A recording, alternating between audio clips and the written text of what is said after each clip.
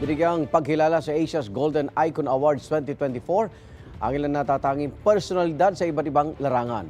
May unang balita si Katrina Son. Pagpaparangal sa mga individual na may natatanging kontribusyon sa lipunan sa ating bansa, maging sa Asia at sa iba pang sulok ng mundo. Ito ang adhikain ng Asia's Golden Icon Awards 2024 na ginanap sa Pasay. Ang Asia's Golden Icon Awards po ay naglalayo na magbigay ng inspirasyon sa ating mga kababayan. Sa broadcast media, isa sa mga pinarangalan si GMA International First Vice President Joseph Jerome T. Francia bilang Asia's Remarkable Leader for Broadcast Media Operations. In the years that or months we have worked together, I have shown his passion, especially in protecting and promoting the rights of artists. Para kay Francia, ang pagkilalang ito ay mahalaga dahil 19 na taon na raw silang nagseserbisyo sa mga Pinoy abroad.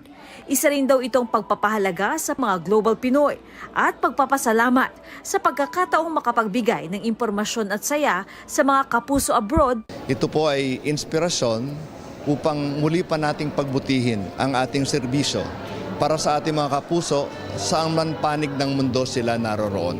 Sana'y marami pa tayong magawa together as you look at GMA Pinoy TV for information and entertainment. Bukod kay Francia, pinarangalan din si Kelvin Miranda bilang Asia's Rising Multi-Talented Entertainer. Asia's Visionary Leader in Philippines Infrastructure ang iginawad kay Senator Mark Villar. Iconic leader naman in public governance ang iginawad kay COMELEC Chairman George Erwin Garcia. Habang distinguished icon of business and law naman ang parangal na natanggap ni Director General Roel Barba ng IPO.